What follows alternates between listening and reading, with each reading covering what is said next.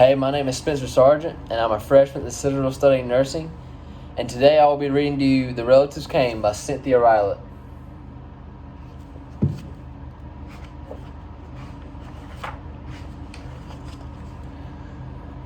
It was in the summer of the year when the relatives came. They came up from Virginia.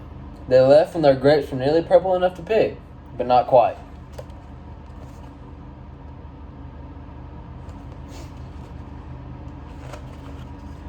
They had an old station wagon that smelled like a real car, and in it they put an ice chest full of soda pop, some boxes of crackers, and some bologna sandwiches, and they came up from Virginia.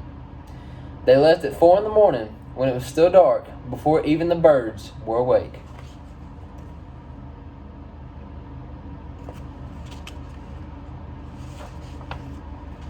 They drove all day long and into the night, and while they traveled along, they looked at the strange houses and different mountains, and they thought about their almost purple grapes back home. They thought about Virginia.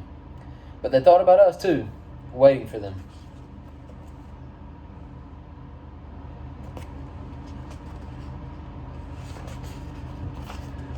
So they drank up all their pop and ate up all their crackers and traveled up all those miles until finally they pulled into our yard.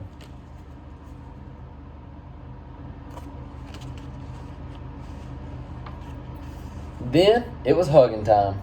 Talk about hugging. Those relatives just passed us all around their car, pulling us against their wrinkled Virginia clothes, crying sometimes. They hugged us for hours.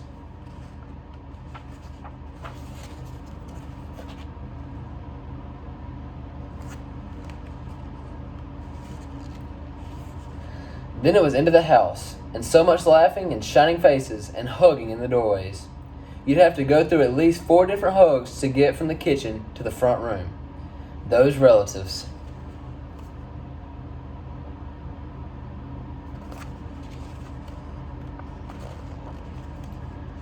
And finally, after a big supper, 2 or 3 times around, until we all got a turn at the table, there was quiet talk, and we were in 2s or 3s throughout the house.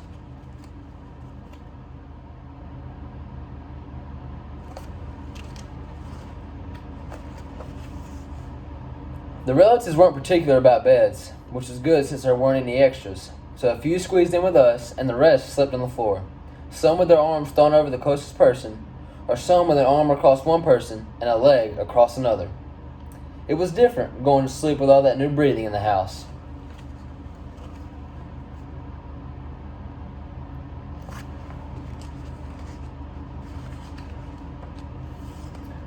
The relatives stayed for weeks and weeks. They helped us tend to the garden, and they fixed any broken things they could find.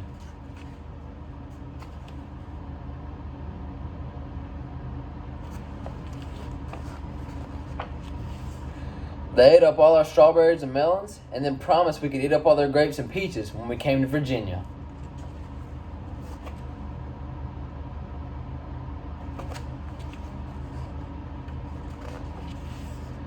But none of us thought about Virginia much. We were so busy hugging and eating and breathing together.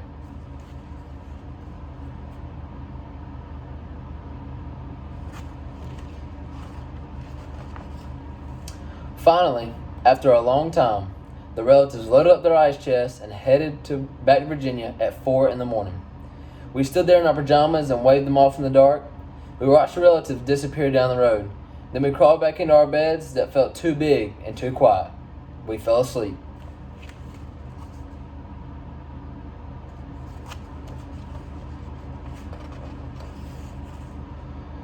And the relatives drove on all day long and into the night. And while they traveled along, they looked at the strange houses and different mountains, and they thought about their dark purple grapes waiting at home in Virginia.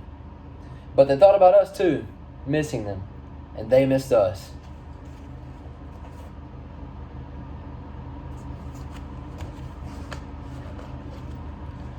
And when they were finally home in Virginia, they crawled into their silent, soft beds and dreamed about the next summer.